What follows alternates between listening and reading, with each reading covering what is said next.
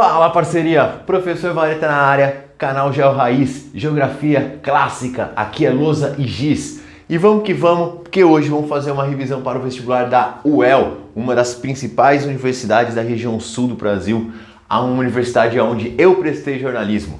Então, solta a vinheta!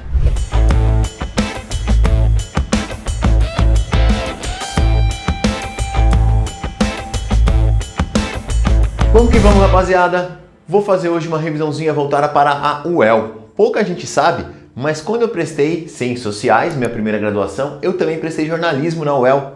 Cheguei a ser chamado lá na última lista, assim, ó, lá no finalzinho, mas já tinha começado Ciências Sociais na UFSCar e acabei não indo. Mas eu posso te dizer uma coisa, o campus da UEL é um dos campos mais bonitos que eu já vi. Mas vamos falar do vestibular da UEL em si. Antes disso, se inscreve no canal, deixa seu curtir. Estamos aí mirando os 5 mil inscritos. E acompanha também lá no Instagram. Ô Patrick, joga aí na tela o Instagram. Todo dia no Instagram tem uma movimentação da hora lá. Dica de estudo, geografia. Vamos que vamos. Para quem não conhece a prova da UEL, é marinheiro de primeira viagem, a UEL fazia duas fases, primeira e segunda fase. Porém, com tudo que aconteceu, os novos calendários, ela criou a prova desse ano em uma fase só, que acabou tendo que ser adiada para maio, certo? Então a prova está programada para maio, espero que em maio a gente consiga realizar essa prova. Como que eu pensei essa revisão? Eu peguei os últimos 4 anos, somei a primeira e a segunda fase e fui olhar o que foi mais cobrado de geografia do Brasil e o que foi mais cobrado de geografia geral. Os dois temas mais cobrados de geografia do Brasil, que cai um pouquinho mais do que geral na prova da UEL, foi a geografia humana, com foco muito forte em população, e geografia física. Para quem nunca prestou UEL, tanto em história quanto em geografia, 20% da prova é voltado para a história do Paraná. Então, se você é de São Paulo, de outro estado, é importante você dar essa ênfase aí, dar uma estudadinha na história, na geografia do Paraná, para prestar essa prova. Isso desde lá de 99, quando eu prestei. Indo para a geografia geral, os dois temas que mais aparecem é a questão ambiental e a geopolítica. Tinha que escolher 2 temas, acabei aqui escolhendo tanto a questão de população quanto a questão ambiental para fazer essa revisão para vocês. Então vamos lá para a parte de população. Primeira coisa, mano, básico. Você precisa saber os conceitos. Não porque o cara vai te perguntar o que é taxa de fecundidade. Não, mano. Mas vai estar lá no contexto da prova como estava quando eu fui olhar as questões das provas anteriores. Então, taxa de fecundidade, número médio de filhos por mulher, natalidade e mortalidade, crescimento vegetativo, a diferença da taxa de mortalidade e a taxa de natalidade. Todos esses conceitos, expectativa de vida, tempo médio de vida de uma população, todos esses conceitos têm que estar muito bem assimilados para você ir para uma prova. O que mais tem aparecido? A parte de transição demográfica. E aqui é muito amplo. Durante a transição demográfica é o processo que as pessoas começam a ter menos filhos, então a taxa de fecundidade cai, a taxa de natalidade cai e o crescimento vegetativo também cai e a expectativa de vida sobe. Muitas questões vão te perguntar o porquê que isso está acontecendo. Essa transição vai estar ligada ao processo de urbanização, com uma melhoria do saneamento básico, a melhoria das campanhas de vacinação, os avanços da medicina, fazendo com que a mortalidade caia e a expectativa de vida da população suba. Associado a isso, no modo de vida urbano, as mulheres começam a entrar no mercado de trabalho. Ao entrar no mercado de trabalho, elas começam a reduzir o número de filhos. Isso também tem a ver com o processo de melhoria da educação, onde o planejamento familiar começa a fazer parte de boa parte das famílias no mundo urbano, junto com os métodos contraceptivos, e tudo isso vai fazer com que a gente tenha uma redução do número de filhos. Nós vamos sair então de um país muito jovem, década de 70, para um país mais idoso. Ainda não chegamos nesse país mais idoso, mas estamos nesse processo. Hoje somos um país com uma grande quantidade de adultos. Onde você vê isso sendo aplicado na prática? Nas pirâmides etárias. Então lembrar lá, jovens de 0 a 19 anos, adulto de 20 a 59, idoso de 60 em diante. E como que essa transição demográfica vai modificando a pirâmide? Cara, você tem lá a pirâmide etária do Brasil em 1970. Será que eu vou Bota aqui a pirâmide, a pirâmide, não sei se é 70 que eu achei aqui, mas uma pirâmide do Brasil há um tempo atrás, ela é bem triangular, com muitos jovens. E aí, uma pirâmide do Brasil hoje, já com essa redução do número de jovens, a base da pirâmide reduzindo, o meio dela, que são os adultos, crescendo. Lembra que os adultos é quem trabalha, as pessoas chamam, quando a pirâmide tem muito adulto, de bônus demográfico. E os idosos em crescimento. Todo exercício de pirâmide, ele costuma comparar duas pirâmides. Então, comparar a pirâmide de quando o Brasil tinha muitos jovens com a pirâmide de hoje. A pirâmide de um país subdesenvolvido com um país desenvolvido. Então, você já resolveu exercícios assim, pode aparecer na sua prova da UEL. Também entender quais as consequências importantes dessa modificação da transição demográfica. Esse maior número de idosos que vai começar a acontecer no Brasil vai gerar diversas mudanças. Por exemplo, a reforma da Previdência, a mudança nas regras de aposentadoria. Isso aconteceu agora em 2019. Isso é motivado pelo aumento da porcentagem da população idosa e por esse aumento da expectativa de vida. Então é mais gente recebendo aposentadoria por muito mais tempo e isso vai gerar um gasto público muito alto. Você vai ter toda uma discussão a partir daí. Vamos lembrar que o Brasil também tem um programa de saúde pública, o SUS. Defenda o SUS, graças a ele. Essa bagunça que está acontecendo no nosso país desde a chegada desse maldito vírus não está pior.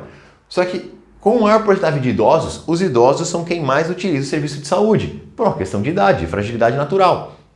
Então, vamos ter uma pressão aqui também no sistema de saúde. É legal ver que a gente vai começar a ter no futuro pessoas se aposentando e menos pessoas para ocupar esse mercado de trabalho.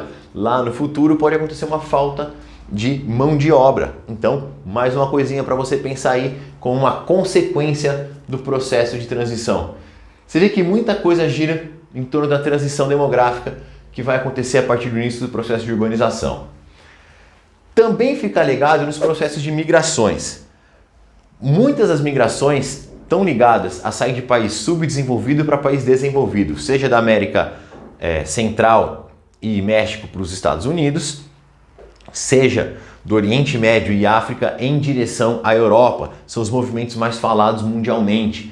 E essas migrações, a gente chama de migrações externas, né, de um país para o outro, elas podem estar ligadas ao processo de xenofobia. Com a redução, com o aumento das taxas de desemprego no mundo, com a redução do emprego formal, as tecnologias ocupando cada vez mais empregos, vira uma guerra entre guerra entre aspas, né, os nativos contra os imigrantes. Aí o processo de xenofobia, aquele imigrante está roubando meu trampo, tal, começa a crescer. E você vai ter que os partidos de extrema direita na Europa crescem muito com essa pauta antimigratória. Nas migrações internas dentro do Brasil, eu ficaria ligado principalmente para falar de migração pendular, aquele movimento de um lado para o outro, o cara vai e volta de uma cidade para outra, muito comum em regiões metropolitanas. Seria aí aonde eu focaria principalmente.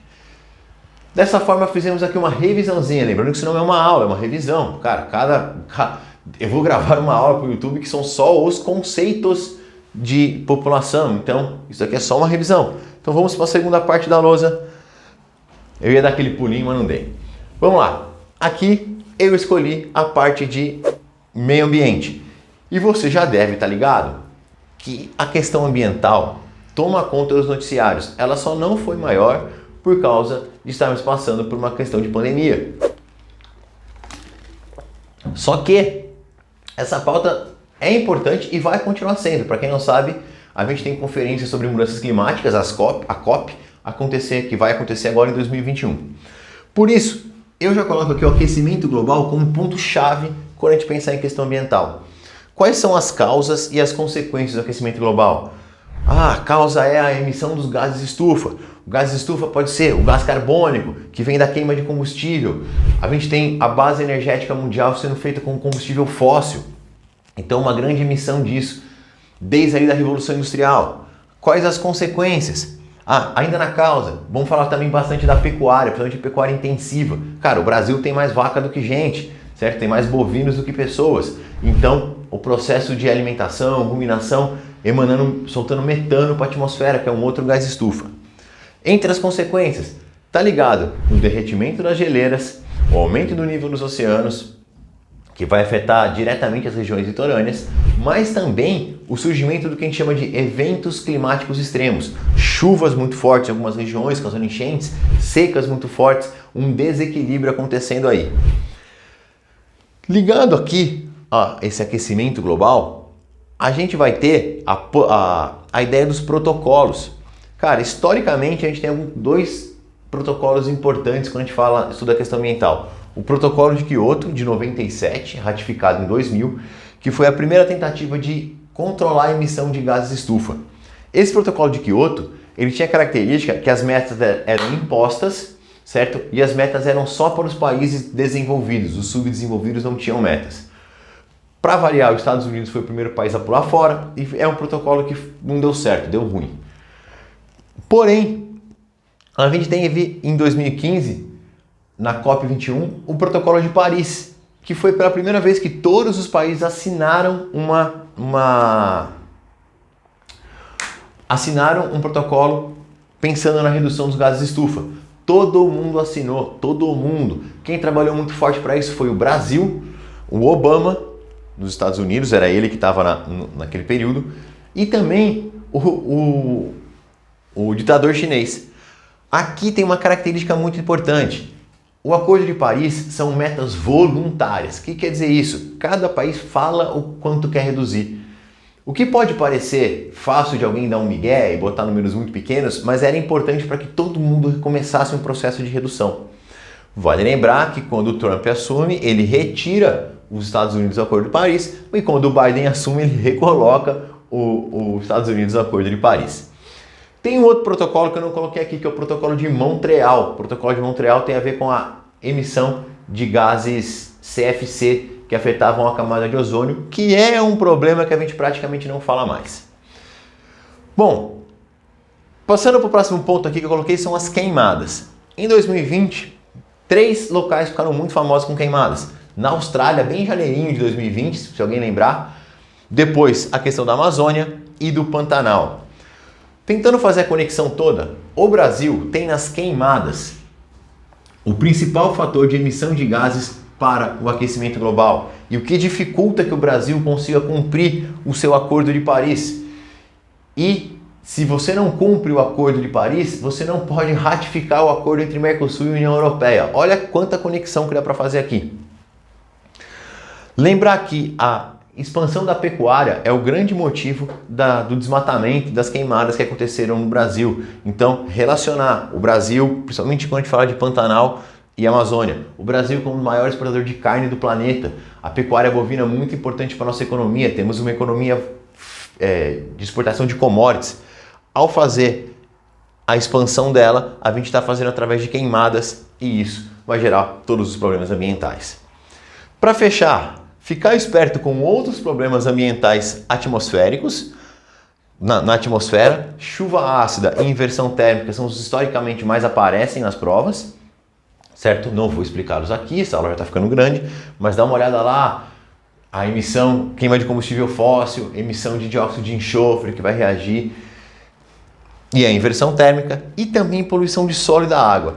Poluição do solo, você pode acontecer desde a utilização de agrotóxicos, certo? A mesma coisa com a poluição da água, como também de esgoto urbano. Vamos lembrar que o Brasil é um país Brasil e vários países subdesenvolvidos têm uma deficiência muito grande na parte aí de água e esgoto. Tranquilo? Último recado, se você curtiu essa aula, cara, dá um print, posta no seu Instagram, me marca, você me dá uma força quando faz isso. E vou deixar aqui na descrição o link do Hackeando a Aprovação. É um livro onde você vai melhorar de vez os seus estudos. Se você quiser saber mais sobre ele, clica no link que está aqui embaixo, ok? Beijo no coração e bora pra facu!